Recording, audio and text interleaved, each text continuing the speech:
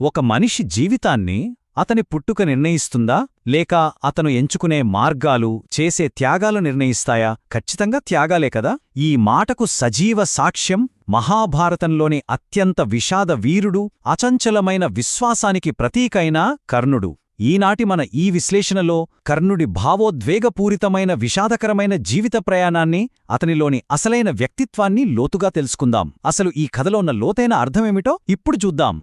ఒక్కసారి ఆ దృశ్యాన్ని ఊహించుకోండి. సూర్యోదయం అవుతున్న సమయం. ఒక చిన్న నది ఒడ్డున బుట్టలో ఒంటరిగా తేలుతూ వస్తున్న ఒక పసికందు. ఆ బిడ్డ సాధారణమైన బిడ్డేమీ కాదు. పుట్టుకతోనే తన శరీరంపై సహజ సిద్ధమైన ఒక రక్షణ కవచం, చెవుల్లో ప్రకాశించే కుండలాలున్నాయి. ఎంతో తేజోవంతంగా ఉన్న ఆ చిన్నారి శిశువు ఎవరికీ తెలియని ఒక సుదీర్ఘమైన, ఎన్నో కష్టాలతో కూడిన జీవితాన్ని ప్రారంభించడానికి ఆ నదిలో అలా అనాథలా వదిలివేయబడ్డాడు. అసలు ఇదంతా ఎలా మొదలైందంటే, కుంతికి ఒక మహర్షి ఇచ్చిన అద్భుతమైన వరం వల్లే. ఆ మంత్రంతో ఆమె సూర్యదేవుణ్ణి ప్రార్థించడం, ఆ వెంటనే దివ్య శక్తులు, కవచ కుండలాలతో కర్ణుడి జననం జరగడం క్షణాల్లో జరిగిపోయాయి. కాని పెళ్లి కాకముందే పుట్టిన బిడ్డ అని సమాజం ఏమనుకుంటుందో అనే భయంతో కుంతి గుండెలు పగిలేలా ఏడుస్తూ ఆ శిశువును నదిలో వదిలేస్తుంది.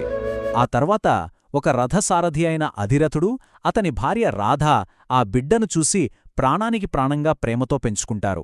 అలా ఆ దైవాంశ సంభూతుడు వారి ప్రేమలో రాధేయుడుగా తన కొత్త ప్రయాణాన్ని మొదలుపెట్టాడు. ఇక్కడ ఒక అద్భుతమైన, అదే సమయంలో చాలా బాధాకరమైన విషయముంది. అదేమిటంటే, అతని గుర్తింపులో ఉన్న ద్వంద్వత్వం. ఒకవైపు అతనికి దైవాంశ సంభూతుడైన రాజకుమారుడి రక్తముంది, కాని మరొకవైపు సమాజం అతన్ని కేవలం ఒక రథసారథి కొడుకుగానే చూసింది. చిన్నప్పటినుంచే కర్ణుడికి విలువిద్యపై విపరీతమైన ఆసక్తియున్నా, ప్రపంచంలోనే గొప్ప యోధుడిగా మారాలనే కసియున్నా సరే, ద్రోణాచార్యుడిలాంటి గొప్ప గురువులు సైతం అతన్ని తక్కువ కులానికి చెందినవాడిగా అవమానించి పక్కన పెట్టేశారు. తనలో ఎంత గొప్ప ప్రతిభ ఉన్నా సమాజం అతన్ని ఎప్పుడూ గుర్తింపుకు దూరంగానే ఉంచింది. అలా అందరూ పక్కన పెడుతున్నప్పుడు కర్ణుడు ఏకంగా పరశురాముడు దగ్గరకే వెళ్ళి తను బ్రాహ్మణుడునని అబద్ధం చెప్పి విద్య నేర్చుకుంటాడు. ఇక్కడే అతని అపారమైన అంకితభావం మరియు అతని అంతిమ పతనం రెండూ కనిపిస్తాయి. ఒకరోజు పరశురాముడు కర్ణుడి తొళ్లపై తలపెట్టి నిద్రిస్తున్నప్పుడు ఒక భయంకరమైన కీటకం కర్ణుడిని తీవ్రంగా కుడుతుంది. రక్తం కారుతున్నా సరే తన గురువు నిద్రకు భంగం కలగకూడదని ఆ భయంకరమైన నొప్పిని పంటి బిగువన మౌనంగా భరిస్తాడు. ఆ రక్తం తగిలి మేల్కొన్న పరశురాముడు ఆ అపారమైన సహనం చూసి అతడు బ్రాహ్మణుడు కాదని, ఖచ్చితంగా క్షత్రియుడే అని గ్రహిస్తాడు. మోసం చేశాడన్న కోపంతో, నీకు అత్యంత అవసరమైన సమయంలో నువ్వు నేర్చుకున్న విద్యను మర్చిపోతావు అని అత్యంత కఠినమైన శాపాన్ని ఇస్తాడు. కర్ణుడి భవిష్యత్తును తలకిందులు చేసిన అతి పెద్ద మలుపు ఇది. ఒకసారి ఊహించండి, సమాజం, గురువులు, ప్రపంచం మొత్తం అతన్ని అవమానించి వెలివేసిన ఆ కటిక చీకటి సమయమది. అప్పుడు ఒక ఆశాకిరణంలాగా వచ్చాడు దుర్యోధనుడు. దుర్యోధనుడు కర్ణుడి అపారమైన ప్రతిభను గుర్తించి అందరి ముందు అతనికి అంగదేశ రాజ్యాభిషేకం చేసి అంగరాజుగా ప్రకటించాడు. తనను ఎవరూ మనిషిగా కూడా గుర్తించని సమయంలో తనకొక గుర్తింపును, రాజ్యాన్ని, గౌరవాన్ని ఇచ్చిన దుర్యోధనుడికి కర్ణుడు ప్రాణమిచ్చేంతలా బానిసయ్యాడు.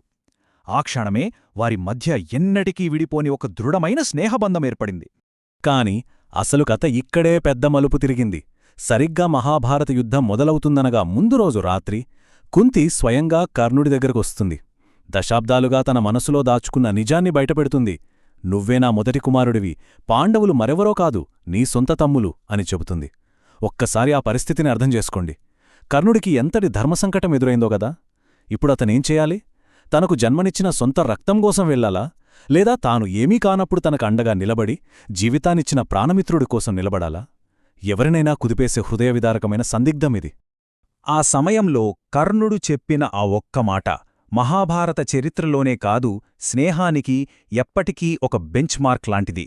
అత్యంత స్థిరంగా, ఏమాత్రం తడుముకోకుండా, అమ్మా, నాకు జన్మనిచ్చింది నువ్వే, కాని నాకు జీవితమిచ్చింది మాత్రం దుర్యోధనుడు అని బదులిస్తాడు. తనను చిన్నప్పుడు అనాథలా వదిలేసిన సొంత కుటుంబం కంటే తనను కష్టకాలంలో గుండెలకు హత్తుకున్న మిత్రుడి పక్షాన్ని నిలబడాలని అతను తీసుకున్న ఈ నిర్ణయం అతని క్యారెక్టర్ని, నిబద్ధతను అత్యున్నత శిఖరాలకు చేరుస్తుంది. చివరికి కురుక్షేత్రంలో ఆ భయంకరమైన రోజు రానే వచ్చింది.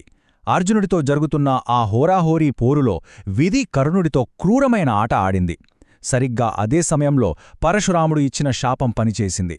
ఒకవైపు కర్ణుడి రథచక్రం బురదలో కూరుకుపోతోంది. దాన్ని బయటకు తీద్దామంటే అర్జునుడి బాణాలను ఎదుర్కోవడానికి అవసరమైన అస్త్రమంత్రాలు ఒక్కటీ గుర్తుకురావు. ఆ నిస్సహాయ స్థితిలో ఆత్మరక్షణ చేసుకోలేని ఆ క్షణంలో అర్జునుడి బాణం ఆ మహావీరుడి ప్రాణాలను బలిగొంటుంది. అలా ప్రపంచంలోనే అత్యంత శక్తివంతమైన యోధుల్లో ఒకడు విధి ఆడిన నాటకంలో బలైపోయాడు. ఇదంతా చూశాక మనకు అర్థమయ్యేది ఒక్కటే. ఈ కథ కేవలం ఒక యుద్ధం గురించి మాత్రమే చెప్పదు. మనందరికీ ఎన్నో గొప్ప నైతిక పాఠాలను నేర్పుతుంది. మనిషి పుట్టుక లేదా పరిస్థితుల కంటే అతని గుణం ఎప్పుడూ గొప్పది. సమాజం ఎన్ని అవమానాలకు గురిచేసినా తన లక్ష్యాన్ని వదలకూడదని కర్ణుడు నిరూపించాడు. తను నమ్మినవారిని ఎప్పటికీ వదలకూడదనే అచంచలమైన విశ్వాసానికి అతను నిలువెత్తు నిదర్శనం.